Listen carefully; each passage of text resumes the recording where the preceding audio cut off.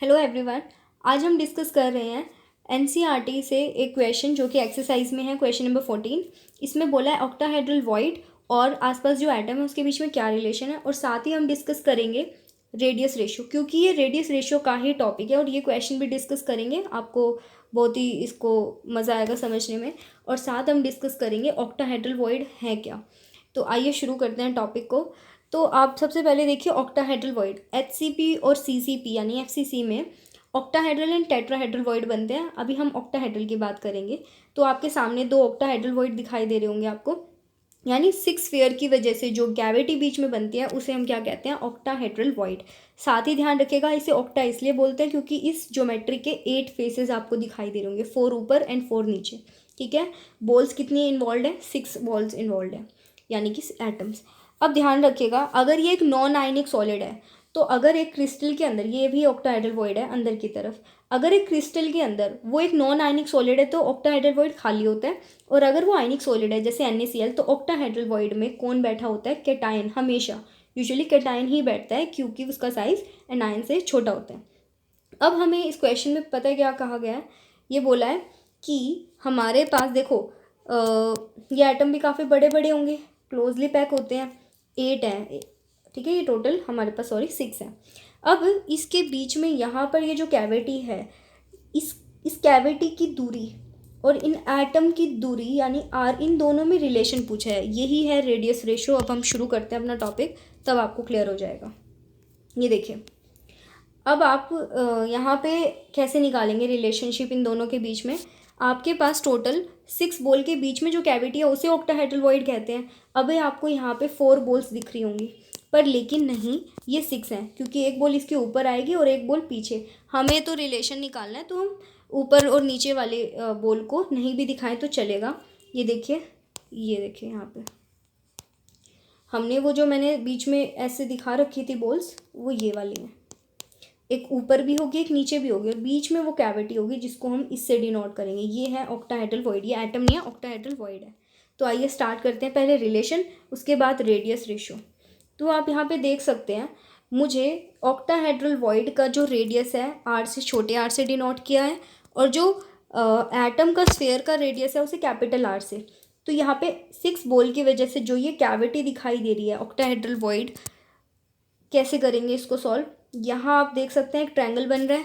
ये ट्रायंगल कैसा है, राइट एंगल ट्रायंगल हेयर। तो ये हाइपोटेन्यूज हो गया है।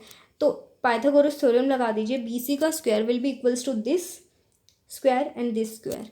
तो आप यहाँ पे BC किसके इक्वल देख पा रहे हैं, 2R के इक्वल, राइट। और AB किसके इक्वल दिखाई दे रहा है आपको, small r and capital R। Small r क्या है, ऑक्टाहेड्रल वॉइड का रेडियस, और कैपिटल R क्या है, जो हमारा असली में जो वहाँ पे एटम है उसका रेडियस।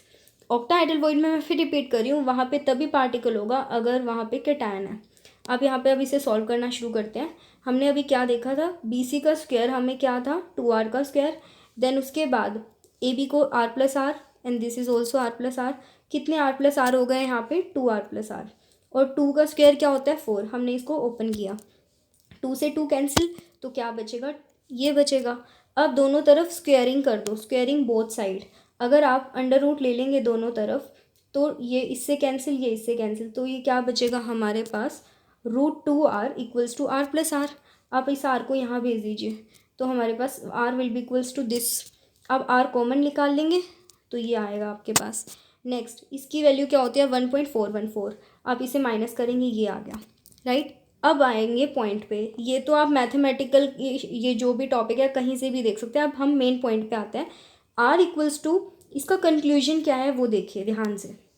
क्या आया था, small r equals to 0.414 capital R। मतलब कि रेडियस ऑफ ऑक्टाहेड्रल वॉइड, यानी कि वो जो कैविटी थी सेंटर में, उसकी जो जो जो रेडियस है वो साइड वाले एटम के इतना मल्टीपल होनी चाहिए। या फिर इसे हम क्या कह सकते हैं, ऑक्टाहेड्रल वॉइड में जनरली कौन आ सकते हैं, सिर्फ कैटायंस, एनायन नहीं आ सकते।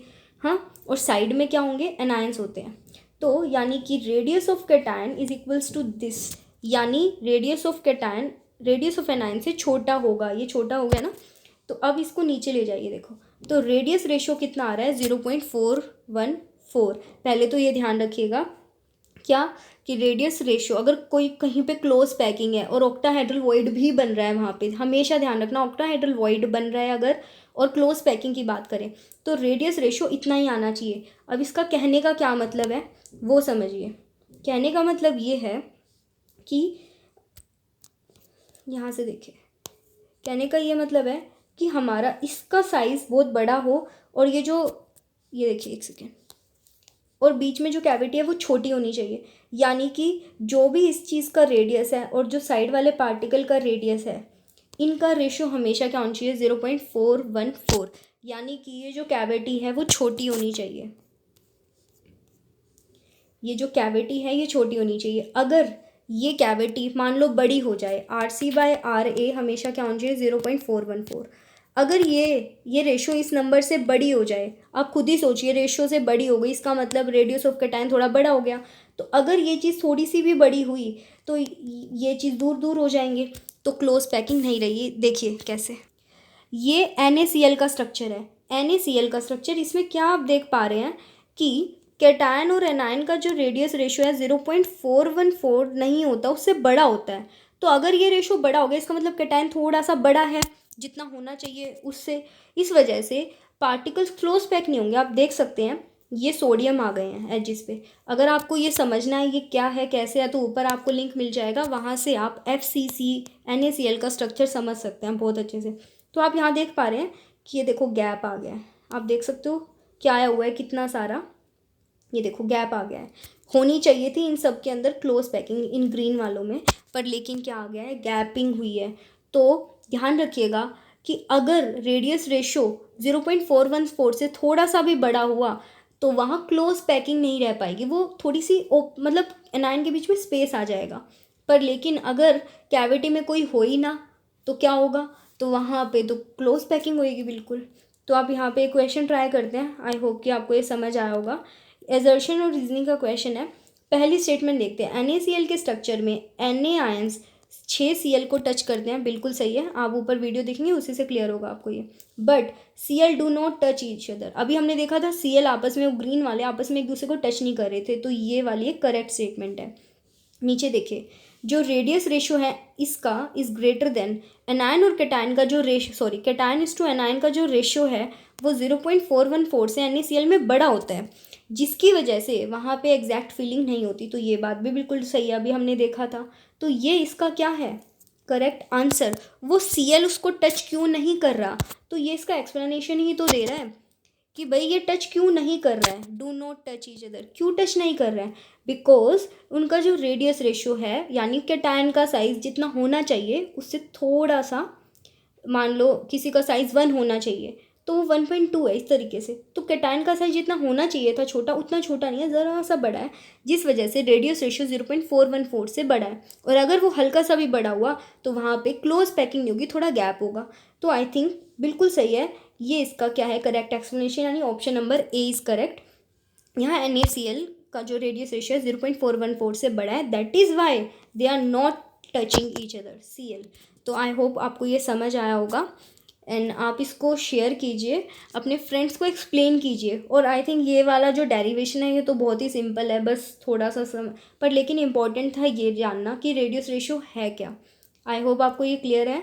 आप ध्यान रखिए। अब मैं आपसे एक क्वेश्चन पूछती हूँ, ऐसी कौन सी चीज़ है जो शेयर करने से इंक्रीज़ होती है, अगर आप वो चीज़ शेयर करेंगे तो इंक्रीज़ होगी, दैट इज़ नॉलेज। यस, तो नॉलेज ही ऐसी चीज़ है जिसे शेयर जितना ज़्यादा करेंगे उतना वो इंक्रीज़ होगा, कम नहीं होगा। वो ऐसा नहीं है किसी ने शेयर, आपने शेयर किया तो कम हो गया, नो, वो बढ़ेगा। तो आप इसे शेयर कीजिए इस कंटेंट को और किसी को समझाइए। Thank you very much, very very much.